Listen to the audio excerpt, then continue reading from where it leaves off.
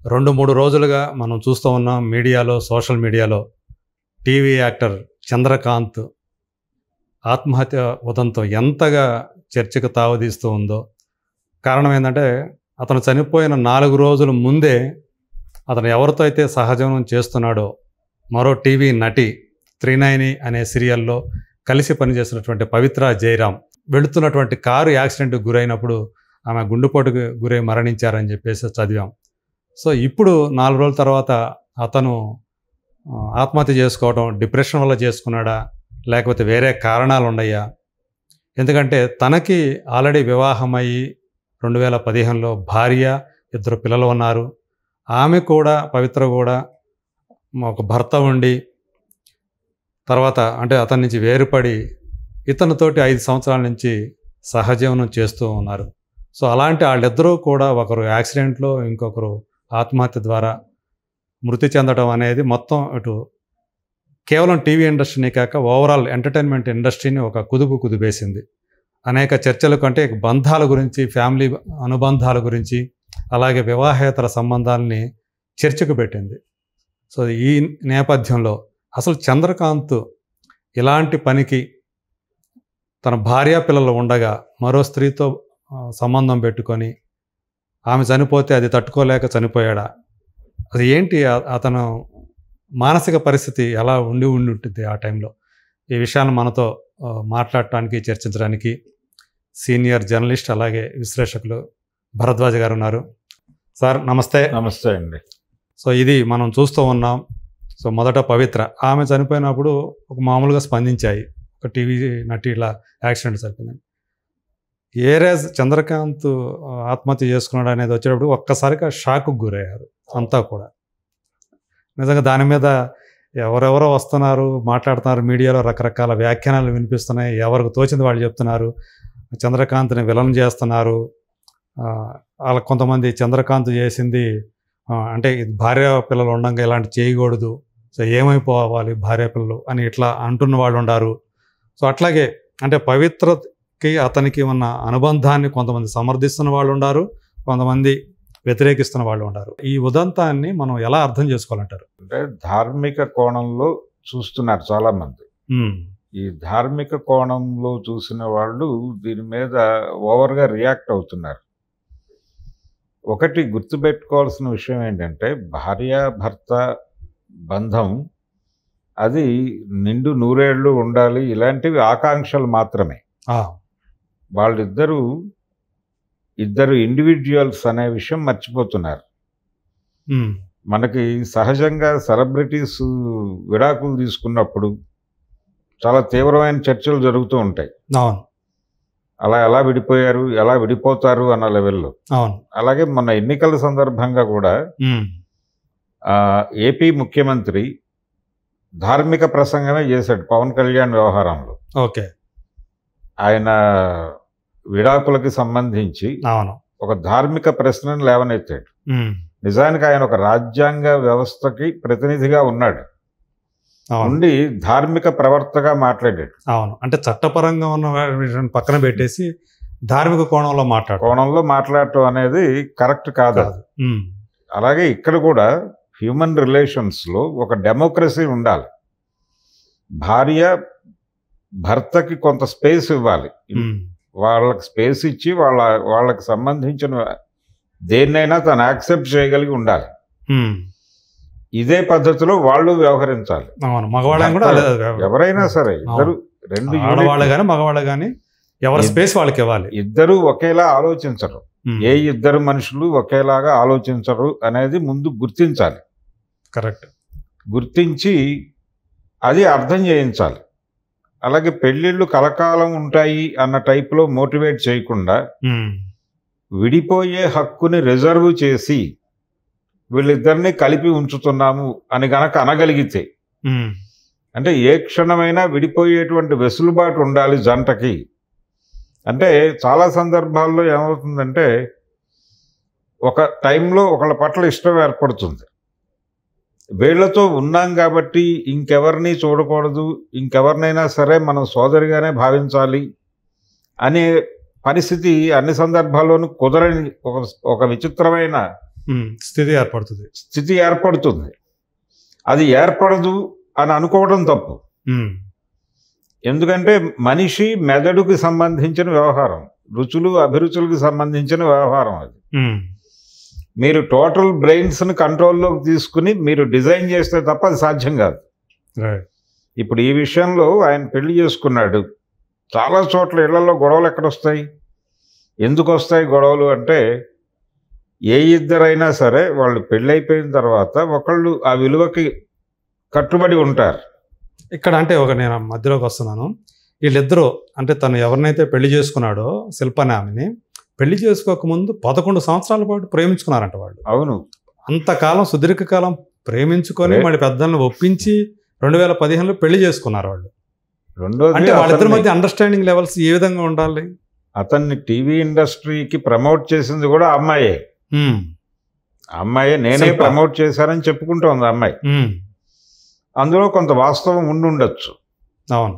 అప్పటికే తనకి ఈ రిలేషన్స్ ఉన్నాయి టీవీ ఇండస్ట్రీతో. ఆ రిలేషన్స్లో నుంచే అతన్ని ప్రమోట్ చేసింది ఆవిడ. అలా వాళ్ళిద్దరూ కలిసి ఉన్నారు. ఓకే, ఆ 11 సంవత్సరాలు కలిసి ఉండటం, వాళ్ళ మధ్య అన్యోన్యమైన ప్రేమే ఉండాలి. ఎందుకంటే అంత సుదీర్ఘకాలం ఉన్న తర్వాత పెళ్లి చేసుకున్నారంటే అండర్స్టాండింగ్ లెవెల్స్ కూడా ఆ రేంజ్ లో ఉండాలి కదా. ఉంటుంది, అంటే ఆ మేరకు ఉంటుంది. ఆ మేరకు ఇది ఎక్కడి వరకు ఇంకొక వ్యక్తితో తనకు పరిచయం కలిగి ఆ దిశగా నడవాలి అనిపించనంత వరకే ఇది. అనిపించిన తర్వాత ఏమిటి పరిస్థితి అనేదే ప్రశ్న. అదే చాలా మంది సినిమా ఇండస్ట్రీలో, అంటే పర్టికులర్గా కళారంగంలోనూ అలాగే ఇతర క్రియేటివ్ ఫీల్డ్స్లోనూ ఇలాంటి గొడవలు అనేకం చూస్తున్నాం మనం. అదే అంటే ఎక్కువగా కలిసి పని చేస్తున్నప్పుడు వర్కింగ్ ప్లేస్లో సో ఇలాంటి అట్రాక్షన్స్ అనేవి చాలా సహజంగానే అనుకోవాలి. వర్కింగ్ ప్లేస్ వేరు. అవును. కానీ ఇక్కడ ఈ క్రియేటివ్ ఫీల్డ్ లో వర్క్ ప్లేస్ వేరు ఉంటుంది. ఆ వాతావరణం వేరు ఉంటుంది. అవును. ఆ ఎమోషన్స్ వేరుగా ఉంటాయి. అవును. సో ఇవి ఇలాంటి వాటికి ఇలా ఆకర్షణ అని అనొద్దు దాన్ని. అంటే వాళ్ళిద్దరికి ఎక్కడో ఒక మనం కలిసి ఉంటే బాగుంటుంది ఇలాంటి అభిప్రాయాలు ఏర్పడతాయి. వాటిని అభిప్రాయాలుగా మాత్రమే చూడాలి. ఓకే. సో అంటే ముందు తను ఏదైతే ఒక బంధంలో ఉన్నాడో దాన్ని దాటి కూడా దాన్ని పక్కన పెట్టి కూడా ఈ కొత్త బంధంలోకి రావాలి అన్న నిర్ణయం తీసుకునేలా చేస్తుంది. ఇప్పుడు మీకు సినిమా రంగానికి వెడితే చిత్తూరు నాగయ్య గారి దగ్గర నుంచి ఉంది ఈ సమస్య. ఆయనకు ఒక వివాహం అయింది, తర్వాత ఇంకొక వివాహం అయింది, ఇంకొకళ్ళతో నడిపాడు ఆయన ఆత్మకథ చదివితే ఈ రిలేషన్స్ గురించి చాలా స్పష్టంగా ఆయన ఫీలింగ్స్ చదవచ్చు. అంటే సినిమాయే కాదు, దానికంటే ముందు రంగస్థలంలో కూడా ఆ నాటక రంగంలో ఇలాంటి ఎన్నో ఉన్నాయి. అక్కడ దాకా నాగయ్య దాకా వెళ్ళటం ఇష్టం లేకపోతే కృష్ణ గారి జీవితం ఏమిటి మనం చూసాం కదా, అందరికీ తెలిసిందే కదా. అయితే ఆ దాన్ని సమస్యగా మారకుండా డెమోక్రటిక్ గా పరిష్కరించుకోగలిగారు వాళ్ళు. అవును. అంటే ముందే అందరికీ చెప్పి ఇది పరిస్థితి, మేము ఇలా ఉండదలుచుకున్నాం, ఈ అవగాహనతో మనం ముందుకు వెడదామని. కాబట్టి 2 కుటుంబాల వాళ్ళు కూడా దానికి యాక్సెప్ట్ చేశారు. ఆ డెమోక్రసీ ఉండటం వలనే మీకు విజయ నిర్మలతో ఆయన వివాహం అయిన తర్వాత పుట్టిన పిల్లలు వీళ్ళంతా కూడా మంజుల మహేష్ కూడా ప్రియదర్శిని కానీ వీళ్ళందరూ. అప్పటికి ఉన్నది రమేష్ ఒక్కడే. ఓకే. పద్మావతి రమేష్ అయితే ఉన్నాడు అప్పటికి. ఆయన ఇండస్ట్రీకి వచ్చేనట్టుగా పుట్టాడు అతను. అవును. సో ఆ తర్వాత పుట్టినటువంటి పిల్లలు అంటే ఆ డెమోక్రటిక్ నేచర్ ఉంది ఆ ఫ్యామిలీలో అనేది మనకు అర్థమవుతుంది. అట్లా ఉండట్లేదు. అట్లా ఉండని సందర్భాల్లోనూ ఇలా ఉండకూడదు అన్నప్పుడు ధార్మిక కోణం పట్టుకొచ్చి సీతారాముల ఆదర్శము ఇవన్నీ మాట్లాడుతున్నారు. ఈ ఆదర్శాలు అన్ని సందర్భాల్లోనూ నడవు. చాలా ఇళ్లలో గొడవలకి ఇదే కారణం. చాలా మర్డర్లు జరిగిన సందర్భాలు చూసాం మనం, హత్యలు జరిగినటువంటి సందర్భాలు చూసాం ఇదే ఏరియాలో. అంటే భార్యల్ని చంపేసే భర్తలు ఉంటారు, భర్తల్ని చంపేస్తున్న భార్యల్ని చూసాం మనం.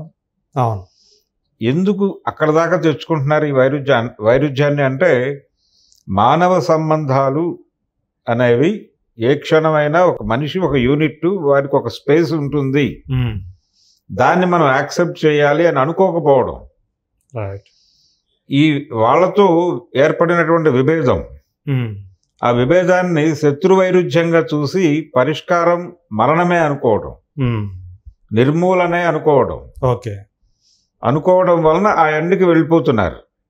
ఇది ప్రమాదకరం. అందుకని ముందు మానవుల జీవితాల్లోకి ప్రజాస్వామ్యం రావాలి. అవతలవాడు ఒక మనిషి అని అనుకోవాలి. భార్య అనుకుంటే ప్రమాదం. మనం భార్యాభర్తలం, మనం కలకాలము కలిసి ఉండవాలను అని అనుకుంటే ప్రమాదం. నాకు నీ మీద, నీతో నాకు ఇప్పటిదాకా రిలేషన్ ఉంది, నువ్వు ఆకర్షణ అనుకో, ఏదైనా అనుకో, మన ఇద్దరం కలిసి ఉన్నాము, కానీ నా మనసు ఈ మధ్య కాలంలో ఇంకొక వైపు ప్రయాణిస్తోంది అని ఒక భర్త భార్యతో చెప్పినప్పుడు ఆవిడ యాక్సెప్ట్ చేయాలి. కుదరదు అనే ప్రసక్తి లేదు. ఎందుకంటే అవతల మనసు వెళ్ళిపోయింది కాబట్టి. ఆల్రెడీ వెళ్ళిపోయిన మనస్సును వెనక్కి తీసుకురమ్మని చెప్పే రైట్ లేదు. ఆచార్య ఆత్రేయ గారు ఇదే విషయాన్ని ఒక సినిమా పాటలో చాలా అద్భుతంగా చెప్పాడు ప్రపంచానికి. ఒక ఇద్దరు ప్రేమికులు ఉంటారు, అందులో ఆ ప్రియుడు ఇంకొక అమ్మాయిని ప్రేమిస్తూ ఉంటాడు, ఈ అమ్మాయిని వదిలిపెట్టేసి. అప్పుడు ఈ అమ్మాయి మనసు పాడేటువంటి పాట ఆయన రాశాడు. బ్యాక్గ్రౌండ్ సాంగ్ గా వస్తుంది, కోకిలమ్మ అనే సినిమాలో, సరిత. అందులో ఆయన అంటాడు, అడిగేందుకు నీకున్నది మమకారం, విడిపోయేందుకు తనకున్నది అధికారం అంటాడు. అంటే మీరిద్దరూ నిన్నటిదాకా ప్రేమించుకున్నారు కాబట్టి అడగటానికి నీకు ఒక మమకారం ఉంటుంది, అడుగు, అంతవరకే. కానీ విడిపోయే హక్కు వాడిదే. మీ జీవితాల మీద మీకు హక్కులు ఉంటాయి, అవతల వాళ్ళ జీవితాల మీద మీకు హక్కులు ఉండవు. అది గుర్తించండి ముందు. మమకారంతో మీరు ఒక మాట అడగండి, అంతవరకే. వాడిని కంట్రోల్ చేసే ప్రయత్నం చేయకండి. అతను నీతో ఉండను అన్న తర్వాత బలవంతంగా ఉంచటం అనేది కరెక్ట్ కాదు. వదిలిపెట్టేయి. అందులోనే ఈ ప్రేమ అనేది వాడితో ప్రేమలో పట్టం కన్నా ముందు ఉంది నీకు. వాడు వెళ్ళిపోయిన తర్వాత కూడా ఉంటుంది, ఉండదని నువ్వు అనుకుంటున్నావు. అందుకని ఈ ప్రేమ పంచివ్వటానికి ఇంకా చాలా ప్రపంచం ఉంది. వీడెవడో వెళ్ళిపోతున్నాడని నువ్వెందుకు ఏడుస్తున్నావు అంటాడు. ఈ ధోరణి చాలా పాటల్లో చెప్తాడు ఆయన. రావణుడే రాముడైతే అనే సినిమాలో, నాగేశ్వరరావు సినిమాలో ఒక పాట, ప్రేమంటే తెలుసా నీకు అని ఒక పాట ఉంటుంది. అందులో నీ మనసు నీదిరా, ఇచ్చుకో, దాచుకో, ఏవైనా చేసుకో, కానీ ఎదుటి వాళ్ళ మనసిమ్మని అడిగేందుకు నువ్వెవరు అంటాడు. నువ్వు నీ తలుపును తెరిస్తే ఎదుటి తలుపు తెరుచుకోదు అంటాడు. ప్రేమ మార్గం ఎన్నడూ ఒకే వైపు దారి కాదు అంటాడు. అందుకని అవతల వాళ్ళకి కూడా స్పేస్ ఇచ్చి, వాళ్ళ అభిప్రాయాలకి గౌరవించి, వలచుట తెలిసిన నా మనసునకు మరచుట మాత్రము తెలియనిదా, ప్రేమించినదే నిజమైతే మన్నించుటయే రుజువు కదా అంటాడు. ఇంత క్లియర్గా డెమోక్రటిక్గా ఉండాలి ఆ మానవ సంబంధాలు అని చెప్పిన రైటర్ ఇంకోటి కనబడ్డు తెలుగు సినిమా చరిత్రలో, పాటల రూపంలో. ఆయన అదొక సిద్ధాంతంలాగా ప్రతిపాదిస్తూ వెళ్ళాడు నిరంతరం. ప్రతి అవకాశం దొరికినప్పుడు అలా చెప్పుకుంటూ వెళ్ళాడు, ఒక ఉద్యమంలాగా. అంటే అక్రమ సంబంధాలు తద్వారా ఏర్పడేటువంటి వినాశనాలు చూసి తట్టుకోలేక ఆయన ఆయనకి ఒక ఇల్లీగల్ అఫైర్ ఉండేది ఒక హీరోయిన్తోనే. ఆ గొడవ వేరు. ఆ సందర్భంగా అనేక సమస్యలు ఎదుర్కొని ఉంటాడు. దానిలో నుంచి ఈ సిద్ధాంతం పుట్టుకొచ్చి ఉండొచ్చు. అదే తన అనుభవాల ద్వారా వచ్చినటువంటి ఏవైతే ఉన్నాయో అదంతా ఇలా పాటల రూపంలో వ్యక్తీకరించి ఉండొచ్చు. కానీ నిరంతరం దాన్ని చెప్తూ వెళ్ళాడు. అవకాశం దొరికిన చోటల్లా ఆ విత్తనం నాటుకుంటూ వెళ్ళాడు. కానీ వాస్తవం అది. ఎందుకు వాస్తవము అంటే హ్యూమన్ రిలేషన్స్, అవతలవాడు ఒక యూనిట్ అనుకోవాలి. పిల్లలతో కూడా పిల్లలు వాళ్ళ అభిప్రాయాలు వాళ్ళు వ్యక్తీకరించే పరిస్థితి రాగానే అర్థమవుతుంది వీళ్ళకు ఒక సొంత ఆలోచన విధానం ఏర్పడుతోంది అని. ఆ తర్వాత వాళ్ళ మీద వీళ్ళు బుల్డోజ్ చేయటం మొదలు పెడితే అది నియంతృత్వ ధోరణిగా వాళ్ళు తీసుకుంటారు. అవును. వాళ్ళని కూడా ఒక ప్రత్యేకమైన యూనిట్లుగా చూడాలి. వాళ్ళు కూడా విడిగా పౌరులు అని ఐడెంటిఫై చేయాలి.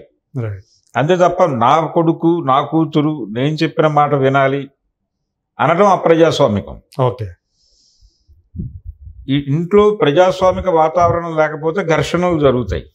అంటే ఇక చంద్రకాంత్ విషయంలో జరిగింది అలాంటిది అని చెప్పేసి అదే అంటే ఇప్పుడు అతను చాలా ఆ అమ్మాయితో రిలేషన్లో ఉన్నాడు, పెళ్లి చేసుకున్నాడు, 11 ఏళ్ళు వాళ్ళిద్దరూ కలిసి ప్రయాణం చేశారు, తప్పేం లేదు దానిలో. ఆ తర్వాత అతను ఈ ఆకర్షణలోకైనా వీళ్ళు అంటున్నారు, కానీ వాళ్ళిద్దరి మధ్య ఒక బంధం ఏర్పడింది. దాన్ని బంధంగా చూడండి, ఆకర్షణగా చూడటం మానేయండి. ఓకే. ఆ రిలేషన్ని యాక్సెప్ట్ చేయాలి ఆవిడ. అలాగే ఆవిడ ఇంకేదైనా ఒక బంధంలోకి పెడితే ఇతను యాక్సెప్ట్ చేయాలి. ఓకే. యాక్సెప్ట్ చేసేస్తే గొడవ లేదు. వన్స్ ఫర్ ఆల్ నీ దారి నీది అనుకుని వదిలేయటమే. మన్నించుటయే రుజువు కదా అన్నట్టుగా నీ సుఖమేనే కోరుకున్నా అంటాడు ఆయన. అవును. నిన్ను వీడి అందుకే పెడుతున్నా అంటాడు. ఆ పద్ధతిలో ఉండాలి. ఉంటే గొడవే ఉంది, ఎవరి జీవితాలు వాళ్ళు గడుపుకుంటారు కదా హాయిగా. ఎప్పుడైతే ధార్మిక కోణం వస్తుందో మనం వివాహ వ్యవస్థ దాన్ని కాపాడాల్సిన బాధ్యత ఉంది మనకి, విశృంఖలం అవుతుంది సంబంధాలు, ఇవన్నీ తప్పు. ఎందుకు తప్పు అంటే ఇవన్నీ ఈ మోరల్స్ పట్టుకొచ్చేసరికి మోరల్స్ మనుషుల్ని నిలబెట్టలేవు. అప్పుడు ఏం చేస్తారంటే వీడు ఈ ప్రెజరు ఉంటుంది, మోరల్ భయము ఉంటుంది. ఈ భయం వలన అక్రమ అంటే దొంగచాటుగా చేస్తాడు ఇదే పని. అదే. అవును. ఎందుకు మీరు దొంగచాటు వ్యవహారాలను ఎందుకు ఎంకరేజ్ చేస్తారు? చాలా సందర్భాల్లో చాలా మంది సలహాలు చెప్తూ ఉంటారు కూడా. ఎన్టీ రామారావు గారు లక్ష్మీ పార్వతిని పెళ్లి చేసుకునే సందర్భంలో ఆయన పిల్లల నుంచే కొన్ని సలహాలు వచ్చినాయని విన్నాం మనం. మీరు ఆవిడని ఉంచుకోండి, కావాలంటే పెళ్లి చేసుకోవద్దు అని సలహాలు చెప్పారు, ఆయన పిల్లలే అనే విన్నాం కదా. పెళ్లి చేసుకోవడం అనేది కాంట్రవర్సీ అయింది. ఆవిడ అలా ఉండుంటే ఆవిడకి అభ్యంతరం లేదు. అదే. ఎందుకు ఇలాంటి ఆలోచనలు చేస్తున్నారు జనాలు అంటే ఇదే కారణం. వివాహ వ్యవస్థ, వివాహ వ్యవస్థ దాని చుట్టూ ఒక ఆస్తి చుట్టుకొని ఉంటుంది. అవును. వీటన్నిటిని ఆర్థిక సంబంధాలు, ఈ ధార్మిక సంబంధాలు, వీటన్నిటిని పట్టుకొచ్చి ఒక కలగా పొలగం చేసి దీని నుంచి విషయాన్ని చెప్పే ప్రయత్నం చేయటం. అదే. అక్కడ కన్ఫ్యూజన్ మొదలవుతుంది. చాలా క్లియర్గా అతను అమ్మాయితో పెళ్లి చేసుకున్నాడు, కాపురం చేశాడు, పిల్లలు ఉన్నారు. ఆ పిల్లలకు సంబంధించి ఇతను బాధ్యతగా డబ్బులు పే చేస్తూనే ఉన్నాడు. అలాగే ఈ అమ్మాయితో ఒక బాంధవ్యంలోకి వెళ్ళాడు. ఈ అమ్మాయికి కూడా ఆల్రెడీ వివాహమైంది, డైవర్స్ అక్కడ. దాని తాలూకా లీగల్ ప్రొసీజర్ ఇంకా కంప్లీట్ కాలేదు అని విన్నాను నేను. ఇది ఇతనితో రిలేషన్ కంటే ముందు ఇంకెవరితో కూడా ఒక రిలేషన్ ఉంది అనే మాట కూడా ఉంది. అది పక్కన పెట్టేస్తే ఇతను రిలేషన్ ఉంది. ఏ క్షణమైనా ఇబ్బందికరం ఇతనితో ప్రయాణం, లేకపోతే ఈ అమ్మాయితో ప్రయాణం ఇబ్బందికరం అని ఏ క్షణంలో అనిపించినా ఆ క్షణంలో విడిపోయే పరిస్థితుల్లో ఉండాలి. విడిపోయిన వాళ్ళని విమర్శించడం కాకుండా వెళ్ళిపోవడం మంచిదేలే అని అనుకోవాలి. అదే. అనుకోగలగాలి. ఆ డెమోక్రటిక్ నేచరు, ఆ డెమోక్రటిక్ అవగాహన వాళ్ళిద్దరి మధ్య కల్పించగలిగితే మనం చాలా హత్యల్ని నివారించగలుగుతాం. ఇప్పుడు క్యారెక్టర్ అసాసినేషన్ అనే ప్రోగ్రామ్ జరుగుతోంది ఇప్పుడు ఈ ఎపిసోడ్లో, చంద్రకాంత్ ఎపిసోడ్లో. చాలా మంది ప్రవక్తల్లాగా ఎంటర్ అయిపోయి ఆ అమ్మాయితో పెళ్లి చేసుకోవటం ఏమిటి, ఈ అమ్మాయితో ఉండటం ఏమిటి అని చర్చ చేస్తున్నారు. నిజానికి ఈ ఆర్గ్యుమెంట్స్ పెడుతున్నటువంటి వాళ్ళ జీవితాలు గనక స్కాన్ చేస్తే ఇలాంటి వివాదాలు అనేకం దొరుకుతాయి అక్కడ కూడా. ఓకే. ఎవరు అంటే ప్రతి ఒక్కరూ కూడా వాళ్ళ మనసు, వాళ్ళ శరీరము చెప్పేటువంటి అభిప్రాయాలని గౌరవించి కొన్ని పనులు చేస్తారు. అవి ధార్మికంగా తప్పై ఉండొచ్చు, దాన్ని ఓపెన్ చేయడు వాడు. చెప్పడు, బయటికి చెప్పడు, రహస్యంగా ఉంటాయి. ఇప్పుడు చాలా అంటే 2 రాష్ట్రాల్లో సెన్సేషన్, ఒక రాష్ట్రంలో పర్టికులర్గా ఏపీలో సెన్సేషన్ క్రియేట్ చేసిన ఒక హత్య ఉంది కదా రాజకీయంగా. వివేకం అనే పేరుతో సినిమా కూడా తీశారు. అక్కడ కూడా వివాదం ఏమిటి, ఆయన వేరే వివాహం చేసుకున్నాడు, ఆ కోణం కూడా వస్తుంది అందులోకి. అది కూడా చర్చకు వచ్చింది కదా. ఆస్తులు వెళ్ళిపోతాయేమో అని అనుకున్నారు వీళ్ళు. ఆ ఉద్దేశంతో వీళ్ళ అంటే ఫస్ట్ వైఫ్, అల్లుడు, వీళ్ళందరూ కలిసి అల్లుడు అంటే ఎవరో కదా, బావమరిదే, వాళ్ళందరూ కలిసి డిజైన్ చేశారు. ఆల్రెడీ ఆయన్ని ఫైనాన్షియల్గా కట్టడి చేసే ప్రయత్నం చేశారు, ఆయనకు చెక్ పవర్ తీసేశారు. ఈ ప్రచారం జరుగుతోంది కదా. దీని ఎక్స్టెన్షన్ ప్రచారం ఇంకోటి ఉంది అక్కడ. ఆ ఎక్స్టెన్షన్ ప్రచారం ఏంటంటే కొంచెం ఆయన ఈ వ్యవహారాల పట్ల, అంటే కొన్ని రిలేషన్స్ ఇలాంటివి చాలా ఉన్నాయి ఆయనకని, ఆయన పెద్దగా దీనికి ధార్మిక విలువ ఇవ్వడు, ఓకే, ఆయన ధోరణిలో ఆయన వెళ్ళిపోతాడు అనేవాళ్ళు కూడా చాలా మంది ఉన్నారు అక్కడ ఆ ఏరియాలోనే. ఓకే, దానికి సంబంధించిన చాలా వివాదాలు ఉన్నాయి ఆయన జీవితంలో అని మాట్లాడుతున్న వాళ్ళు ఉన్నారు. ఇది ఒకటే కాదు అని. అంటే బయటకు వచ్చిన వీడియో తాలూకా కేసు ఒకటే కాదు, ఇలాంటి కేసులు చాలా ఉన్నాయి. అయితే ఆయన హత్య జరిగిన పద్ధతి ఉంది కదా, చాలా క్రూడ్ అండ్ క్రూయల్గా జరిగింది ఆ హత్య, బ్రూటల్గా. అంటే ఒక రకంగా సైకిక్ నేచర్తో ఆ హత్య జరిగినట్టుగా కనిపిస్తుంది చూస్తే. అంత కిరాతకంగా చేశారు. అలా చేయటానికి ఒక మోటివ్ ఉండాలి కదా చేసేవాడికి. జనరల్ ప్రొఫెషనల్ కిల్లర్ అలా చంపడం, వాడికి ఏదో ఇండివిజువల్ గ్రడ్జ్ ఉంది, ఒక కసి ఉంది. ఎందుకు ఆ కసి వచ్చి అంత కసి రావడానికి ఏమిటి? ధార్మిక కోణమే. అంటే ఆ చంపిన వాడి తాలూకా వాళ్ళతో ఎవరితోనైనా ఇన్ మిస్బిహేవియర్ అని వాడు అనుకునేది చేసి ఉండొచ్చు. ఈయనకి ప్రాపర్ బిహేవియరే కావచ్చు, వాడికి మిస్బిహేవియర్ కావచ్చు. ఏమీ చెయ్యలేని పరిస్థితుల్లో వాడికి ఈ అవకాశం దొరికినప్పుడు చెలరేగిపోతాడు కదా. అట్లా జరిగినట్టు అనిపిస్తుంది అది. ఓకే, ఇలాంటివి నివారించడం జరుగుతుంది జీవితాల్లో. ప్రజాస్వామ్యం వస్తే అంటే మన మానవ సంబంధాల్లో ఎవరిని మనం కంట్రోల్ చేయకూడదు అని ప్రతి మనిషి అనుకోవాలి. నా అభిప్రాయాల ప్రకారం నువ్వు నడవాలి అనుకోవడమే తప్పు. అంటే మనది ఆల్రెడీ మనకు తెలుసు, ఇక్కడ వివాహ వ్యవస్థకి కుటుంబ వ్యవస్థకి ఎంత ప్రాముఖ్యత మన దేశంలో ఇస్తారో తెలుసు. సో మీరు అన్నట్లు అలా అనుకోగల పరిస్థితి అసలు వస్తుందంటారు ఎప్పటికైనా? అలా అనుకోవడం వలనే కదా దొంగదారులు ఏర్పడుతోంది. దొంగదారులు ఈ అంటే మెంటల్గా కృంగిపోవటాలు, మానసికంగా సర్వనాశనం అయిపోవటాలు ఇవన్నీ సంప్రాప్తిస్తోంది. మీరు ఆ విలువల వ్యవస్థ అలా ఉంచడం వల్లనే కదా.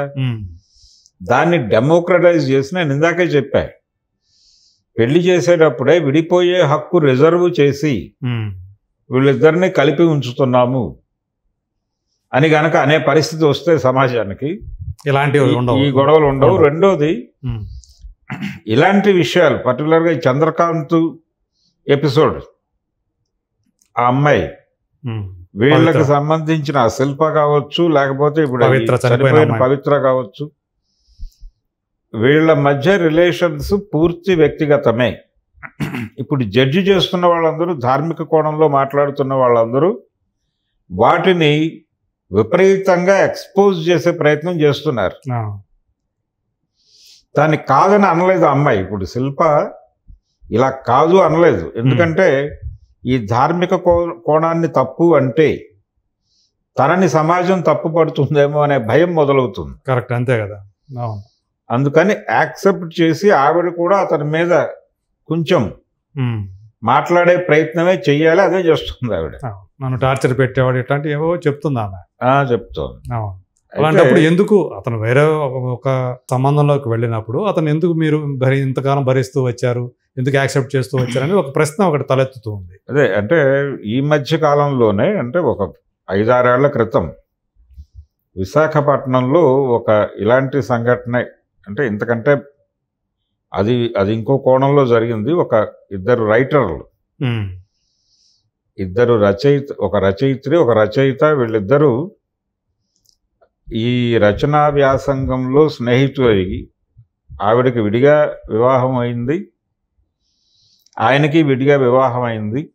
వీళ్ళిద్దరూ ఆ వివాహాలతో సంతృప్తిగా లేము అనేది వీళ్ళిద్దరూ కలిసినప్పుడు వీళ్ళిద్దరికీ అర్థమైంది.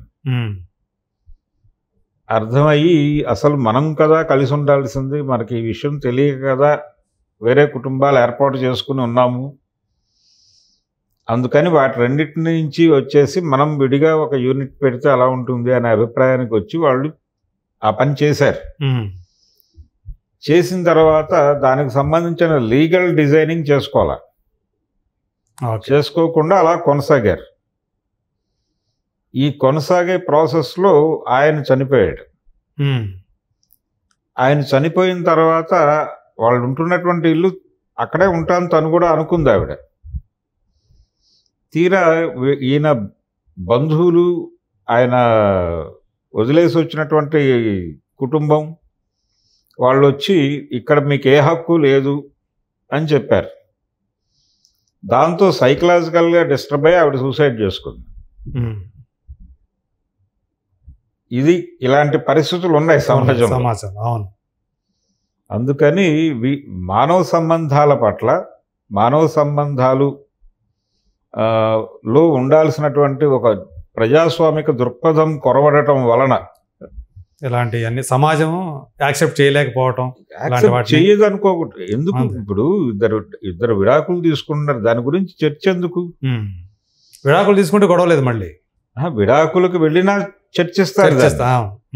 ఇప్పుడు ఒక ముఖ్యమంత్రి, ఒక జగన్మోహన్ రెడ్డి పవన్ కళ్యాణ్ పెళ్లిళ్ళ గురించి మాట్లాడాడు. ఆయనకు తెలియకుండానే ఆయన రాజ్యాంగం మీద దాడి చేశాడు, రాజ్యాంగం మీద, చట్టం మీద దాడి చేశాడు. చట్టం వెసులుబాటు కల్పించింది కదా నీకు. అవును, మీకు ఆ ఆర్టికల్లో కానీ లేకపోతే ఆ చట్టంలో కానీ 2 విడాకుల కంటే ఒక వ్యక్తికి ఇవ్వము అనే క్లాజులు ఏం లేవు కదా. లేవు. ఎవరికి ఎవరితోనైనా సరే నివసించటం, కలిసి జీవించటం ఇబ్బంది అనిపిస్తే దానికి సంబంధించిన సరైనటువంటి ఆధారాలతో మీరు కోర్టుని అప్రోచ్ అయితే మీకు విముక్తి ప్రసాదిస్తామని చెప్పారు. ఎవరి జీవితం వాళ్ళు జీవించవచ్చు విడిపోయాలి. రెండోది, ఘర్షణలతో నడిచేటువంటి వ్యవహారం ఏది కూడా ప్రగతి సాధించలేదు. పెళ్ళైనా ఇంకొకటైనా ఏదైనా శాంతియుతంగా ఉన్నటువంటి ఒక యూనిట్ మాత్రమే ప్రగతి సాధించగలుగుతుంది. ఇద్దరు వ్యక్తుల మధ్య, భార్యాభర్తలు, పిల్లలు మధ్య విపరీతమైన కోఆర్డినేషన్, అండర్స్టాండింగ్ ఉన్నటువంటి కుటుంబాలు మాత్రమే ఎదుగుతాయి. వాళ్ళ మధ్య ఇంటర్నల్గా ఘర్షణలు ఉన్నటువంటి ఏ కుటుంబం అయినా కుప్పకూలిపోతుంది. వాళ్ళకి తెలియకుండానే కుప్పకూలుతుంది అది. దానికి కారణం మీరే అని చెప్పినా వాళ్ళకి అర్థం కాదు. కాబట్టి చెప్పేవాడు అలా చెప్పేవాడు తప్పుపడతారు. అందుకని దీనిలో ప్రాబ్లం ఏంటంటే, పెళ్ళి అనే వ్యవస్థలోకి ఇద్దరు వ్యక్తులు ప్రవేశించే ముందే ఎటువంటి తర్ఫీదు ఉండదు వాళ్ళకి. ఇప్పుడు 20 ఏళ్ళు మాత్రమే చేసే ఉద్యోగానికో లేకపోతే 30 ఏళ్ళు చేసే ఉద్యోగానికో ట్రైనింగ్ ఇస్తున్నారు. కానీ జీవితాంతం కలిసి ఉండాలి అని చెప్తున్నటువంటి పెళ్లిలోకి పంపించేటప్పుడు వాళ్ళకి మినిమం ట్రైనింగ్ ఉండాలి కదా, దానికి ఒక సబ్జెక్ట్ ఉండాలి కదా. మీరు డిగ్రీలు, ఫిజిక్స్, కెమిస్ట్రీ ఇవన్నీ చెప్తున్నారు కదా, దాంతోపాటు హ్యూమన్ రిలేషన్స్ మీద ఒక సబ్జెక్ట్ పెట్టి ఎందుకు టీచ్ చేయరు చిన్నప్పటి నుంచి? ఎవరితో ఎలా ప్రవర్తించాలి అనే దానికి సంబంధించి, ప్రవర్తనకు సంబంధించి నియంత్రించేటువంటి విభాగాలు ఎన్నున్నాయి సమాజంలో, వాటిని ఎట్లా అర్థం చేసుకోవాలి, నువ్వెలా నీ వ్యక్తిత్వాన్ని నువ్వెలా నిర్మించుకోవాలి, ఎదుటి వాళ్ళతో ఎలా ఉండాలి అసలు అనేది ఒక చదువు చెప్పాలి కదా పిల్లలకి. అది అవసరం కదా.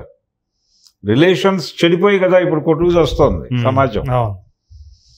అలాంటి సబ్జెక్టు పెట్టి అన్ని క్లాసుల వాళ్ళకి, ఏ సబ్జెక్ట్ అయినా స్పెషలైజేషన్ ఉన్నప్పటికీ, ఆ మధ్య హిస్టరీ, సివిలైజేషన్ పట్టుకొచ్చి ఒక ప్రత్యేకమైనటువంటి సబ్జెక్ట్ కింద పెట్టారు అందరికి కంపల్సరీ చేసి. అట్లా కంపల్సరీ చేసి పెట్టాల్సినటువంటి అవసరం ఉంది.